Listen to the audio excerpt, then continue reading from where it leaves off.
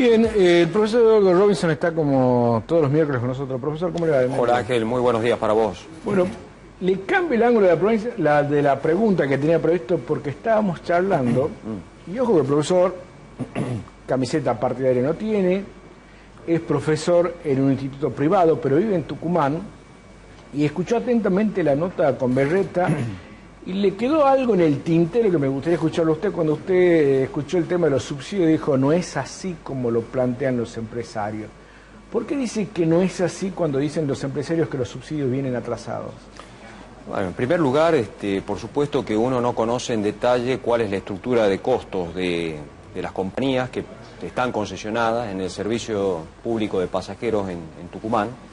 Pero claramente, primero que hemos tenido durante los últimos 10 meses por lo menos 4 incrementos en el transporte público, luego que también los subsidios, a la par de que se han incrementado los costos, también se han incrementado los subsidios. Entonces, dice, los costos salariales son los que más pesan probablemente, pero también, por supuesto, al ofrecer, al tener un servicio de transporte público, todo el material rodante, que claramente, y esto no lo digo yo, basta hablar con algún usuario frecuente del servicio de transporte público. En primer lugar, todo lo que tiene que ver con la frecuencia, que es bastante mala, porque nadie sabe exactamente cuál es la hora en que pasan los transportes. En segundo lugar, todo lo que tiene que ver con la prestación del servicio, es decir, desde lo que tiene que ver con el aseo del servicio, de cada de las unidades, hasta lo que tiene que ver con el propio mantenimiento. Es notorio y evidente que falta mantenimiento en las unidades de servicio, porque se quedan, porque están en malas condiciones, porque se rompen. Entonces ahí también dice, bueno, se han incrementado los costos, pero hay que también hacer una auditoría de ver cuáles son las reparaciones y con qué frecuencia se están haciendo esas reparaciones del material rodante. ¿Usted cree que nos llevaríamos una sorpresa?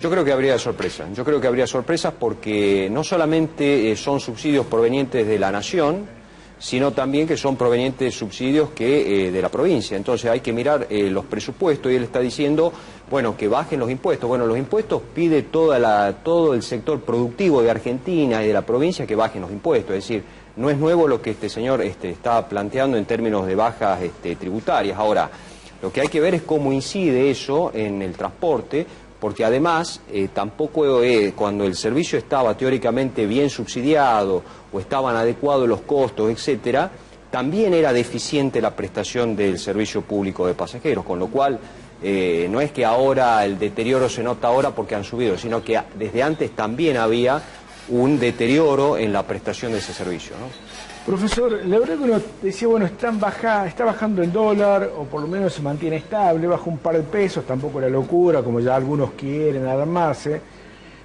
Ya casi 40 días, 50 días de estabilidad, tuvimos el golpecito del combustible, Sí. Y algunos dicen, bueno, está bajando el dólar, ojo que va a subir la inflación. Al final yo no entiendo nada. No, en primer lugar estamos claramente en campaña electoral y en la campaña electoral va a ser todo un año signado por supuesto la economía forma parte de esa campaña.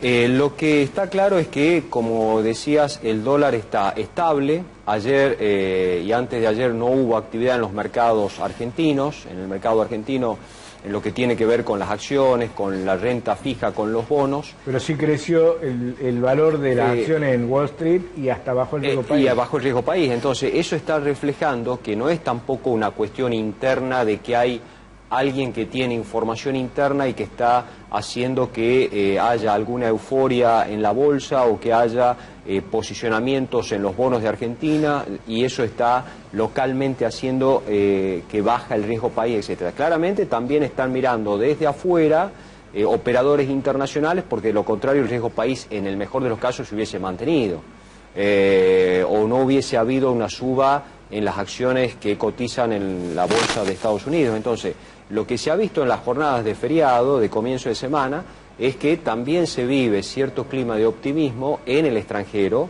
concretamente en los Estados Unidos. Ahora, muchos hablan de que el dólar, que cuidado, que esto de anestesiar el dólar puede ser una bomba, etcétera, etcétera.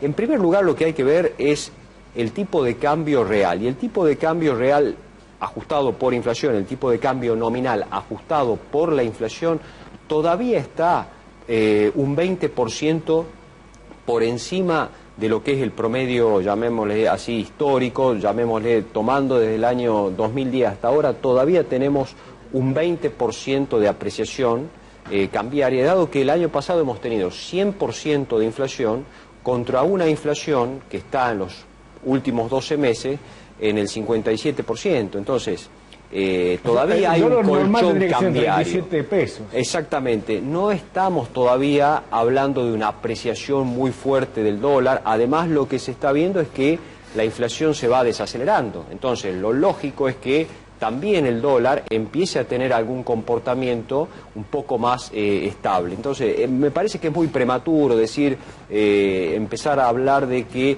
hay ya un atraso cambiario, de que la economía puede entrar en un peligro de atraso cambiario. A mí me parece que si la inflación empieza efectivamente a desacelerarse, la vamos a conocer probablemente entre mañana y pasado a lo que tiene que ver con lo que ha sido la variación porcentual del mes de junio, que va a estar ahí entre el 2,5, 2,7%, lo decíamos.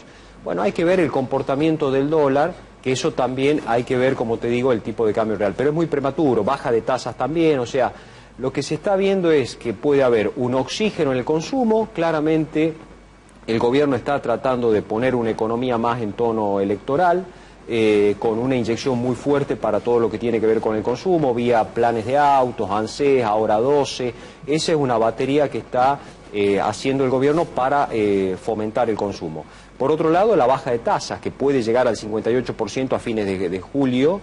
La tasa, estamos hablando de la tasa de referencia de las LELIQs.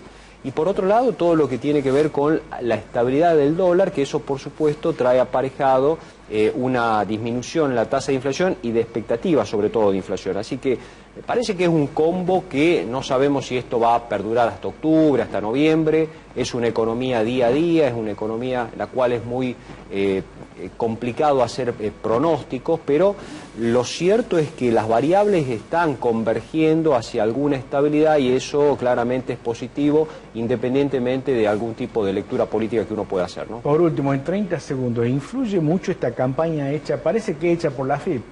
Porque todo el mundo se pasa factura. Ninguno se le cae una idea, pero todo el mundo se pasa factura. ¿Esto puede influir en el mercado o no? ¿O ya saben, ya lo conocen los argentinos?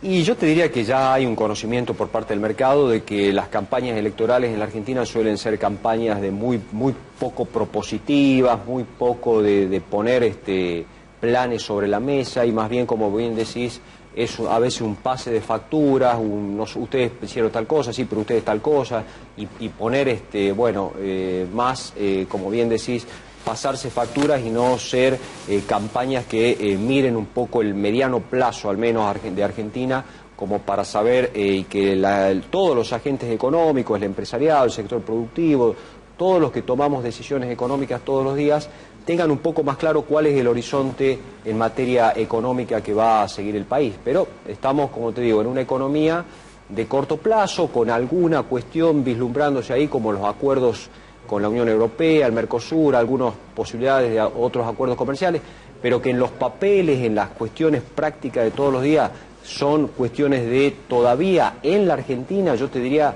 de muy largo plazo, de muy largo plazo. Profesor, como siempre, gracias y nos encontramos la próxima semana. Gracias, Ángel, un gusto como siempre. El profesor Eduardo Robinson pasando por la mañana los primeros.